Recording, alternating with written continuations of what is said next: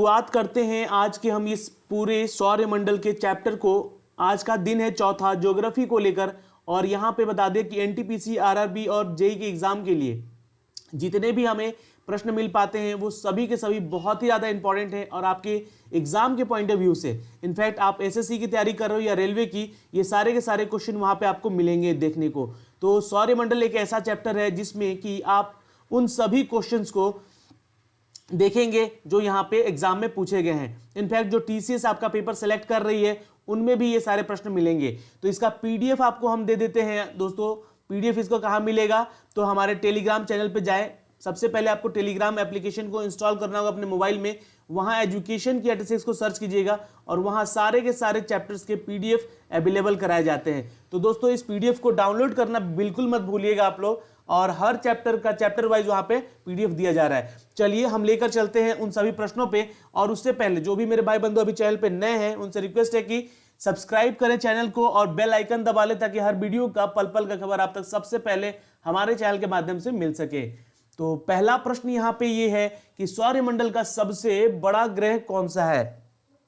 चलिए आंसर कीजिएगा आप लोग, साथ साथ यहाँ पे कमेंट कीजिएगा। और देखिए सौरमंडल यानी कि जो सौरमंडल के कितने ग्रह हैं, तो टोटल अभी 8 है फिलहाल। वैसे 9 ग्रह होते थे प्लूटो को लेकर, पर प्लूटो क्या होता है कभी कभी इस मंडल में शामिल होता है और कभी इससे बाहर भी हो जाता है, इसलिए हम 8 ग्रह ही पढ़ेंगे इस पूरे चैप्टर में, ठीक है। पर क्वेश्चन अगर प्लूटो से बनेगा तो उसका आंसर भी करेंगे, ऐसा नहीं है, ठीक है। तो पहला प्रश्न है कि सौरमंडल का सबसे बड़ा ग्रह कौन है, तो वो है जुपिटर। नोट कर लीजिएगा, जिसे हम बृहस्पति ग्रह कहते हैं हिंदी में, ठीक है, सबसे बड़ा। और उसके बाद कौन है, तो जुपिटर के बाद है सैटर्न। जी हाँ, शनि ग्रह सबसे उसके बाद बड़ा ग्रह है। और एक क्वेश्चन यहाँ पे मैं आपसे पूछूंगा कि सूर्य के सबसे समीप यानी कि नजदीकी ग्रह कौन सा है, तो वो है दोस्तों बुध ग्रह। नोट कर लीजिएगा, इंपॉर्टेंट है ये क्वेश्चन, आगे मिलेगा।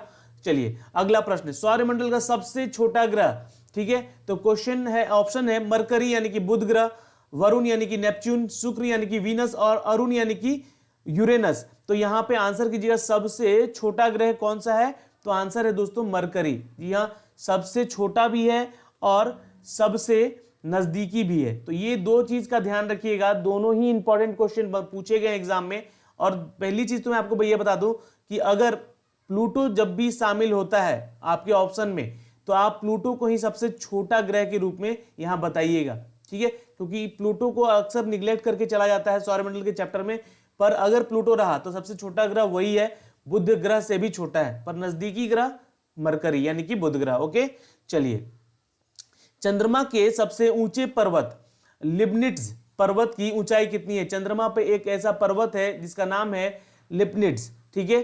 तो इस लिबनिट्ज के माउंटेन का हाइट क्या है ये बताना है आपको यहाँ पे। चलिए इससे रिलेटेड तो प्रश्न बहुत मिलेंगे ऐसे, पर इससे रिलेटेड क्वेश्चन में और आपसे पूछना चाहूंगा अभी आगे, ठीक है। पहले इसका आंसर देता हूं, इसका आंसर है 10,668 मीटर। जी हाँ, ये लंबाई है इस पर्वत की, सबसे ऊंची पर्वत की, ठीक है।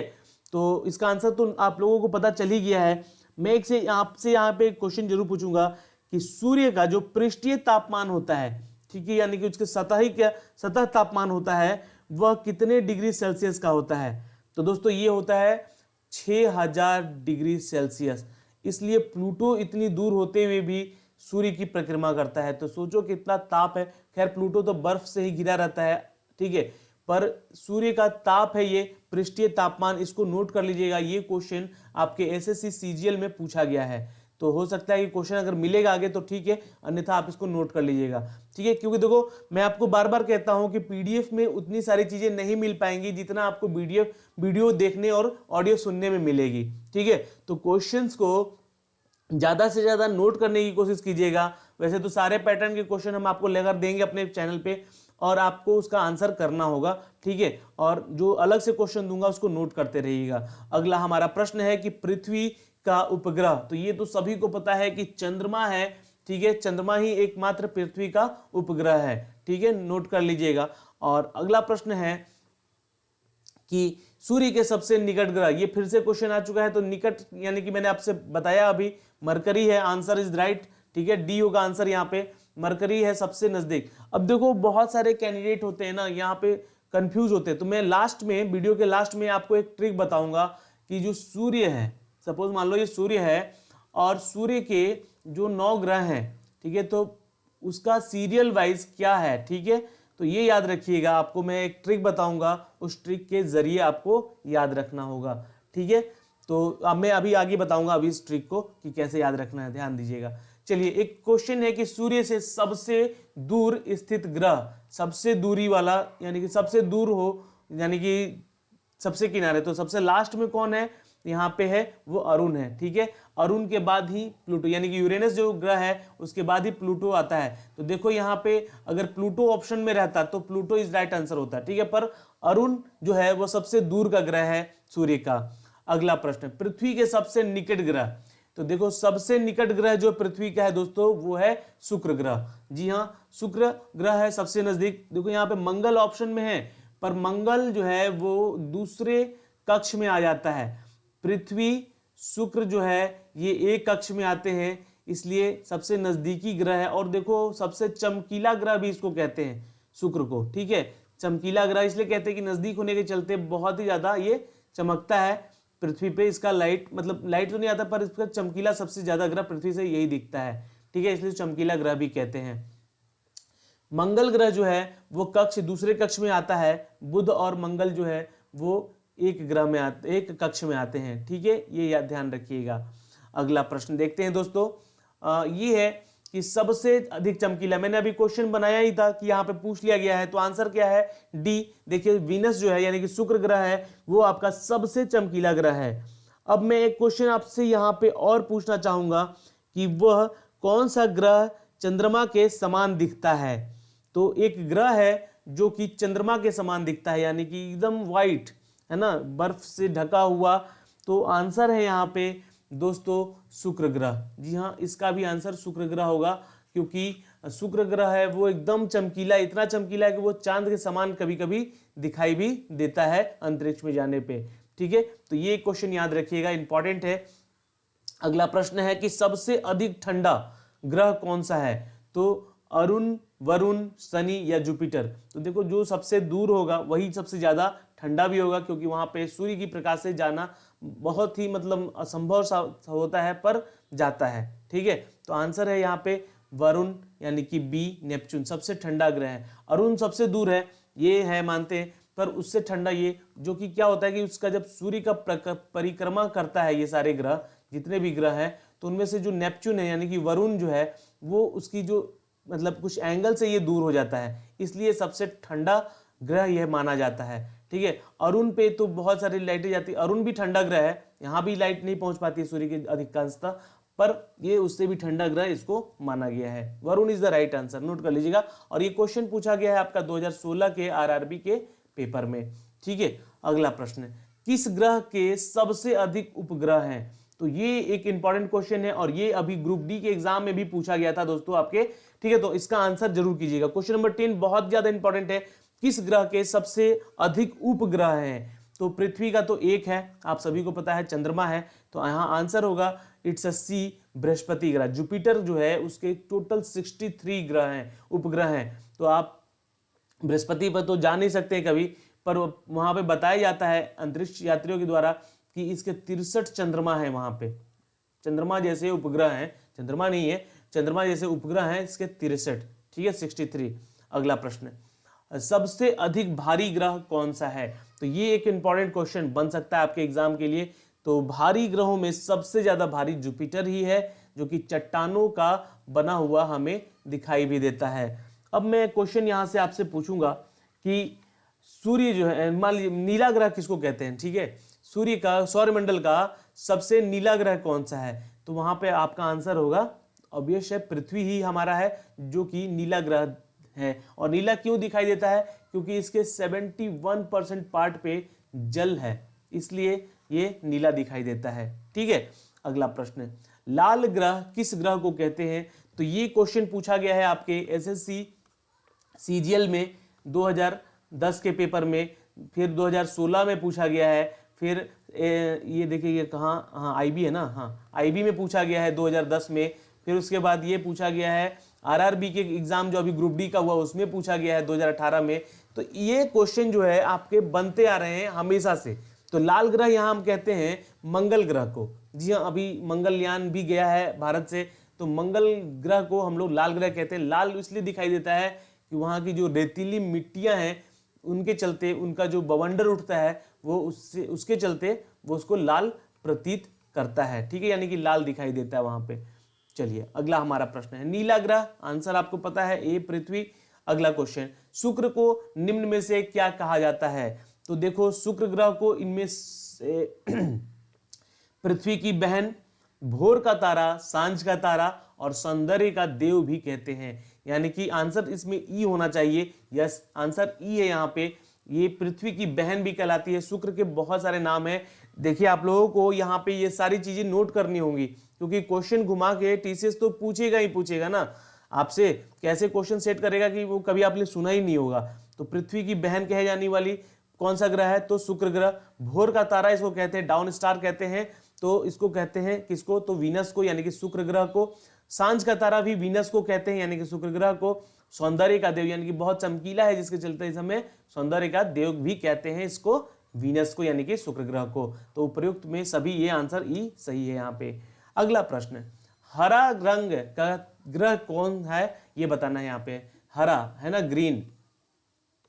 तो ऑप्शन वरुण, अरुण, शनि या बुध। देखो यहाँ पे अगर टीसीएस आपको चाहता तो कंफ्यूजन करने के लिए यहाँ अर्थ एक नाम डाल सकता था, पर ये अर्थ यहाँ पे ऑप्शन में है ही नहीं।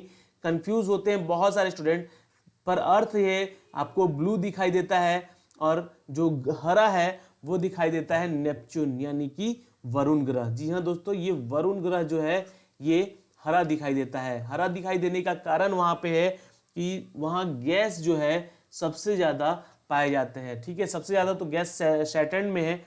ठीक है, सैटर्न यानी कि शनि ग्रह में है, पर वहां गैसीय वातावरण है पूरा उसके वायुमंडल में वरुण ग्रह के, इसलिए वो उसके चलते हरा दिखाई देता है। चलिए अगला हमारा जो प्रश्न है कि सूर्य को प्रकाश की पृथ्वी तक पहुंचने में कितना समय लगता है? तो ऑप्शन है 6 मिनट, 7 मिनट, 40 सेकेंड, 8 मिनट या 8 मिनट 20 सेकेंड। तो आंसर है दोस्तों इट्स डी, 8 मिनट 20 सेकेंड। ये क्वेश्चन हमेशा पूछा गया है, हर एग्जाम में पूछा गया है। तो आप लोगों से रिक्वेस्ट है कि इस क्वेश्चन को इंपॉर्टेंट मान के इसको लिख लीजिए कहीं पे, क्योंकि ये क्वेश्चन हमेशा पूछा जाएगा आपसे। अगला क्वेश्चन देखते हैं, सूर्य का व्यास कितना है? तो 3,92,000 किलोमीटर है, 11,78,000 किलोमीटर है, 12,44,000 किलोमीटर है, या फिर 44,58,000 किलोमीटर। तो दोस्तों ये जो है स्टैटिक जीके का क्वेश्चन बन सकता है आपके भूगोल पार्ट से। ठीक है, तो अगर भूगोल में ज्यादातर क्वेश्चन कभी कभी क्या होता है कि स्टैटिक वाइज पूछे जाते हैं, तो उनमें आप फंस सकते हैं। इसलिए मैं बोलूंगा कि क्वेश्चंस को बहुत ही ध्यान से पढ़िएगा। और सूर्य का व्यास यानी कि डायमीटर पूछा जा रहा है इसका, तो ये होता है दोस्तों 13,92,000 किलोमीटर का। ठीक है, ये ध्यान रखिएगा और ये कभी भी क्वेश्चन को भूलिएगा नहीं। ठीक है ना। और एक क्वेश्चन मैं आपसे और यहाँ पे पूछूंगा, तो इसका आंसर आप लोग नीचे कमेंट जरूर कीजिएगा। ठीक है, आप कमेंट कीजिए कि पृथ्वी के चांद पर जो प्राश्रव भाग दिखाई देता है वो क्यों दिखाई देता है? चांद के ऊपर जो प्राश्रव पार्ट होता है, यानी कि जो उसका ऊपर का पार्ट होता है, वो हमें दिखाई देता है क्यों? कारण बताऊं मैं, ऑप्शन देता हूं। चलो, ये स्टेनोग्राफर के एग्जाम में पूछा गया, एसएससी में। ठीक है, ऑडिटर में भी पूछा गया है। ये कारण मैं बताता हूं यहाँ पे एक ऑप्शन में, कि वह अपने अक्ष पर घूर्णन नहीं करता, इसलिए वह घूर्णन की अवधि एक ही है, या फिर उसके घूर्णन और परिक्रमण की अवधि एक ही है, या फिर उसके परिक्रमण और उसके अपेक्षा घूर्णन की अधिक तेज होती है। तो ऑप्शंस आपके सामने हैं। तो आंसर में देखो देना चाहूंगा कि उसके घूर्णन और उसके परिक्रमण की अवधि एक ही होती है, इसलिए हमें वो एक समान पार्श्व, मतलब उसकी दिखाई जो है समान हमेशा एक दिखाई देता है। ठीक है, पृथ्वी से क्या होता है, वो अपने अक्ष पे एक साथ घूमता भी है और ये उसी स्पीड से पृथ्वी की परिक्रमा भी करता है। ठीक है, तो ये बहुत ही इंपॉर्टेंट चीज है, यहां से ये क्वेश्चन बना हुआ है इसलिए मैं बता दिया आपको। ठीक है, अगला प्रश्न है कि सूर्य हमारे पृथ्वी से कितना गुना बड़ा है? तो सूर्य हमारे पृथ्वी से लगभग 13 लाख गुना बड़ा है। ठीक है, ये लगभग में मानिएगा, सारे एग्जैक्ट नहीं है डेटा, क्योंकि एग्जैक्ट तो किसी ने मापा भी नहीं होगा। पर ये एग्जैक्ट नहीं, लगभग बताया गया है कि लगभग 13 लाख गुना बड़ा है सूर्य हमारी पृथ्वी से। अगला हमारा जो क्वेश्चन है कि निम्नलिखित में से कौन परंपरागत ग्रह नहीं है, यानी कि कन्वेंशनल प्लेनेट नहीं है, यानी कि इसमें जो प्लूटो है मैंने आपको बताया है कि वही एक ऐसा ग्रह है कि कभी वो सौरमंडल के अंदर होता है तो कभी वो सौरमंडल के बाहर होता है। ठीक है, तो इसलिए इसको कन्वेंशनल यानी कि इसको हमेशा के लिए 9 ग्रहों में नहीं रखा गया है, सूर्य के 8 ही ग्रह हैं ये माना गया है। ठीक है, चलिए अगला हमारा प्रश्न है, पर देखिए ज्योतिष शास्त्र जो है हमारा भारत का, उसके अनुसार हमारे ग्रह 9 हैं, याद रखिएगा ये क्वेश्चन बन सकता है एग्जाम में। और ऐसे अगर साइंटिफिक देखा जाए तो प्लूटो ही एक ऐसा ग्रह है जो परंपरागत नहीं है, जो कभी अंदर सौरमंडल में होता है कभी सौरमंडल से बाहर होता है, इसलिए वो उसको हम लोग इग्नोर करके ही चलते हैं। ठीक है, तो आंसर वहां पे प्लूटो होगा क्योंकि परंपरागत नहीं है, पर ज्योतिष शास्त्र के अनुसार ये हमारे 9 ग्रह हैं। ओके, चलिए अब अगला प्रश्न है कि निम्नलिखित में से बौना ग्रह नहीं है। तो यहाँ ऑप्शन देखिएगा, ये पैटर्न में बार बार आप लोगों को इसलिए इस वीडियो में हर वीडियो में दे रहा हूं कि एनटीपीसी अपना क्वेश्चन सारा टीसीएस से सेट करा रहा है, और टीसीएस का पैटर्न यही है कि किसी तरह क्वेश्चन को घुमाया जाए। ठीक है, और क्वेश्चन उसी में वो गलत भी बहुत बार दे रहा है। जैसे अभी ग्रुप डी का जो एग्जाम हुआ है उसमें बहुत सारे ऐसे क्वेश्चन गलत पाए गए हैं, तो ये घुमाने के चक्कर में ही यहाँ पे सॉफ्टवेयर कभी प्रॉब्लम बताते हैं ये लोग, कभी तो कुछ, पर यहाँ आपको बता दें कि ये इस तरह के क्वेश्चन सेट कर रहा है। ठीक है, तो यहाँ पे आंसर है दोस्तों डी जो है, ये वरुण जो है ये बौना ग्रह नहीं कहलाता है। प्लूटो है जो कि सौरमंडल का सबसे बौना ग्रह कहा जाता है, सबसे छोटा दूर से दिखाई देता है अगर सौरमंडल में रहता है तो। ठीक है, इसलिए यहाँ से क्वेश्चन में एक आपको और रिलेट करूंगा कि क्वेश्चन अगर पूछेगा कि सबसे छोटा ग्रह तो प्लूटो बताना है, अगर ऑप्शन में बुध नहीं रहा है तो, और बुध और प्लूटो दोनों ऑप्शन में है तो ध्यान दीजिएगा वहां पे प्लूटो को ही क्लिक करना है। ठीक है, याद रखिएगा। सेरस भी है जो ये आपका एक बौना ग्रह है, ठीक है, जो कि दूसरे ब्रह्मांड में है, मतलब दूसरे गैलेक्सी में होगा, और चेरॉन भी है, वो भी एक बौना ग्रह है दूसरे गैलेक्सी का। ठीक है, तो ये क्वेश्चन थे आपके आज के इस पूरे सिनारियो में, और यहाँ पे जो और मतलब 5 प्रश्न और हैं, यहाँ इसको पूरा देखिएगा, ये इंपॉर्टेंट प्रश्न है सारे जो एग्जाम में पूछे जा रहे हैं। ठीक है ना, निम्नलिखित में से कौन लघु सौरमंडल पिंड है? तो लघु सौरमंडल पिंड है इसमें दोस्तों, इट्स अ डी, ये सभी। जी हाँ, उपग्रह को हम लोग सौरमंडल का पिंड कहते हैं। धूमकेतु जो होता है वो भी एक पिंड कहलाता है, और छोटी खगोलीय पिंड को भी हम लोग पिंड ही कहते हैं। तो ये लघु सौरमंडल के पिंड है, जो कि आंसर है इसका डी, उपयुक्त सभी। अगला प्रश्न है कि सबसे छोटा ग्रह। अब देखो यहाँ पे सबसे छोटा ग्रह पूछा तो है, पर यहाँ पे ऑप्शन में प्लूटो नहीं है, तो आंसर क्या होगा? ए, बुध ग्रह। ठीक है, और सबसे नजदीकी ग्रह भी यही है, क्वेश्चन बनाया जा चुका है। सबसे कम घनत्व वाला ग्रह, सबसे कम घनत्व वाला ग्रह है दोस्तों बी, सैटर्न, यानी कि शनि। शनि जो है वो सबसे लोवेस्ट डेंसिटी है, उस पे वहां पे सिर्फ और सिर्फ गैस पाया जाता है। ठीक है, और वो गैस है इसलिए सबसे हल्का ग्रह भी माना जाता है। ठीक है, चलिए अगला प्रश्न देखते हैं। सबसे अधिक घनत्व वाला ग्रह, ये क्वेश्चन रिपीट हुआ है क्या? सबसे कम घनत्व वाला है, और ये है सबसे अधिक घनत्व, माफ कीजिएगा, ये सबसे अधिक घनत्व वाला ग्रह है, तो वो है दोस्तों सी, यानी कि हमारा शुक्र ग्रह। जी हाँ, सबसे हैवीएस्ट कहें तो शुक्र ग्रह है। हैवीएस्ट तो नहीं, घनत्व है इसमें सबसे ज्यादा, और सबसे हैवी जो है, सबसे भारी, वो है हमारा बृहस्पति ग्रह। ये नोट कर लीजिएगा, इंपॉर्टेंट है। और ये हमारा आज का आखिरी प्रश्न है कि किन 2 ग्रहों को छोड़कर अन्य सभी ग्रहों का घूर्णन एवं परिक्रमण की दिशा एक ही होती है? तो इन 2 ग्रहों को छोड़कर देखो कौन से वो ग्रह हैं, तो आंसर है बी, शुक्र और वरुण। इन दोनों ग्रहों को छोड़कर सभी जितने भी ग्रह हैं उनका घूर्णन और परिक्रमण एक दिशा में है, पर शुक्र और जो अरुण है, यानी कि शुक्र और जो वीनस और यूरेनस है, ये दोनों ही ऐसे ग्रह हैं जो सूर्य की उल्टी परिक्रमा करते हैं, उल्टी परिक्रमा करते हैं। ठीक है, ये याद रखिएगा, ये क्वेश्चन घुमा के कुछ भी पूछ सकता है एग्जाम में आपके। तो ये सबसे इंपॉर्टेंट ये क्वेश्चन थे यहाँ से। तो दोस्तों एक मैं आपको चीज बताऊंगा, यहाँ पे ध्यान दीजिएगा, पूरे वीडियो में का सार है ये पूरे वीडियो का। ये शुक्र हो गया, ये सूर्य हो गया, ठीक है, ये सूर्य ग्रह हो गया, तो संडे हो गया। ठीक है, मंडे छोड़ेंगे, ठीक है, संडे हो गया, मंडे छोड़ेंगे, वेडनेसडे छोड़ेंगे, नहीं मंडे छोड़, संडे के बाद मंडे, ठीक है, तो मंडे यहाँ पे छोड़ दो आप। मंडे के बाद क्या आता है, ट्यूसडे, ट्यूसडे छोड़ दो, ठीक है, क्योंकि सोमवार करके कोई ग्रह नहीं होता है, सोम करके कोई ग्रह नहीं है, ठीक है, ये याद रखिएगा, ट्रिक बता रहा हूँ मैं एक याद रखने का। एस से हो गया आपका सन यानी कि संडे, है ना, रवि, ओके। मंडे छोड़ दो क्योंकि मंडे यानी कि सोमवार करके कोई ग्रह नहीं होता है। फिर आपका होता है मंगल, ठीक है, तो मंगल को यहाँ पे गैपिंग दे दो, ठीक है, मैंने मंगल को क्या किया तो गैपिंग दे दिया, तो मंगल को रखा ड्रॉप किया मैंने, तो यहाँ लिख दिया बुध ग्रह, क्या लिख दिया, बुध यानी कि वेडनेसडे, ठीक है। और उसके बाद आता है बुध के बाद बृहस्पति, तो बृहस्पति को किया मैंने ड्रॉप किया, तो उसके बाद लिख दिया शुक्र ग्रह, लिख दिया शुक्र ग्रह, ठीक है, शुक्र ग्रह। अब क्या किया, शुक्र के बाद आता है शनि, तो शनि को किया मैंने ड्रॉप यानी कि उसको छोड़ दिया, और शनि के बाद क्या आता है तो रवि, ठीक है, तो रवि तो यहाँ आ चुका है ऑलरेडी। अब देखिए ये यहाँ पे, तो ये इसको क्या किया मैंने, बुध पहले है यहाँ पे, तो सन के पास सबसे नजदीकी ग्रह कौन हो गया, तो बुध, है ना, बुध ग्रह यानी कि मरकरी, और यहाँ पे आपका सबसे नजदीक हो गया। उसके बाद शुक्र ग्रह, ठीक है, शुक्र ग्रह, तो सूर्य के पास सबसे नजदीकी ग्रह बुध है, उसके बाद शुक्र है।